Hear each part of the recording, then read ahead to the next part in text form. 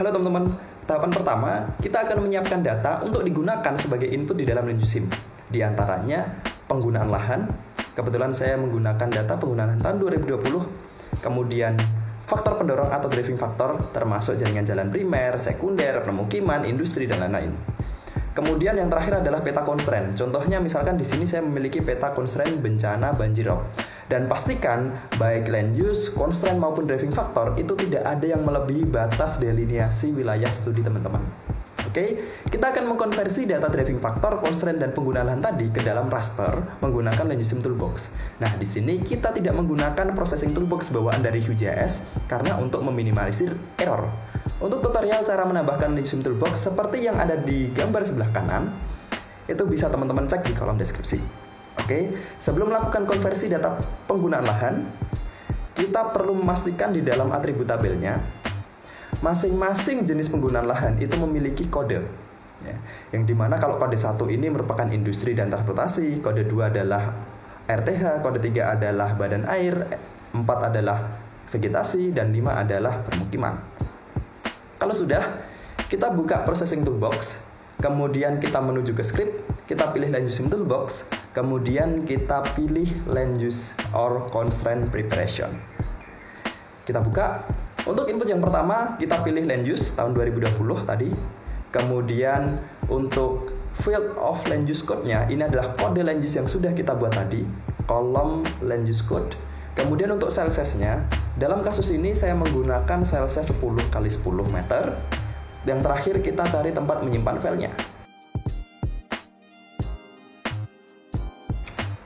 Kalau sudah kita klik run, maka hasilnya seperti ini. Kita lakukan konversi untuk data constraint, di mana dalam kasus ini terdapat peta rawan banjirop. Nah, sebelum kita melakukan konversi data constraint, kita perlu melihat atribut tabelnya terlebih dahulu. Apakah di dalam atribut tabelnya itu sudah ada kolom berisi nilai pada rentang 0 sampai 1, di mana 0 ini merepresentasikan lahan yang tidak dapat dialihfungsikan dan 1 yang semakin berpotensi untuk mengalami alihfungsi. Nah, dalam hal ini, area rawan banjir kita notasikan dengan kode 0, dan area yang tidak rawan banjir kita notasikan dalam nilai 1. Selanjutnya, kita menuju ke processing tools, kita buka Land Use or Constraint Preparation. Untuk inputnya, kita pilih constraint row. Kemudian untuk field of Land Use Code-nya, kita pilih yang constraint. Kemudian untuk cell size-nya kita ganti 10, seperti tadi, ukurannya 10 x 10 meter. Kemudian kita cari tempat menyimpan file hasilnya. Kalau sudah kita klik run, maka hasilnya sebagai berikut. Oke, apabila sudah, kita lanjutkan ke input yang terakhir, yaitu faktor pendorong. Kita buka saja distance variable. Kemudian untuk inputnya, kita coba misalkan jaringan jalan primer.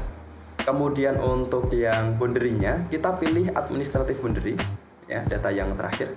Kemudian untuk cell size-nya kita samakan ukurannya 10. Kalau sudah, kita cari tempat menyimpan filenya. Klik run. Maka hasilnya seperti ini. Apabila sudah, kita coba lakukan pengulangan untuk data-data faktor pendorong yang lain, seperti jaringan jalan sekunder. Klik run.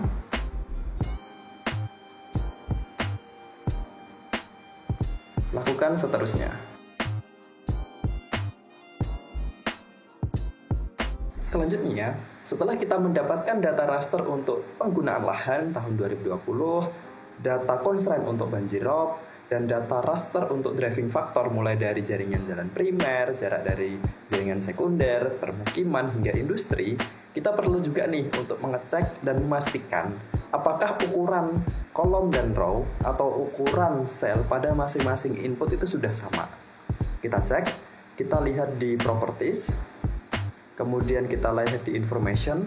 Nah, di sini memiliki ukuran sebesar 799 untuk lebarnya dan tingginya 915 dengan ukuran pixel 10 x 10. Kita cek.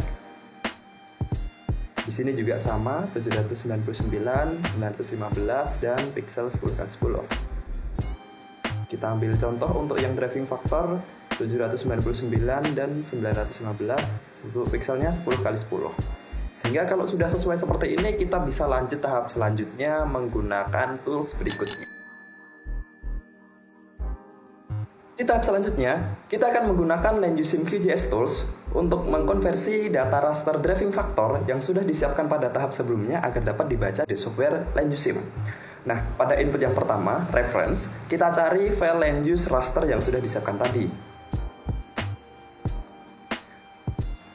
Pada input berikutnya, untuk targetnya, kita cari data driving factor, mulai dari misalkan jaringan jalan primer. Kemudian kita cari tempat menyimpan filenya.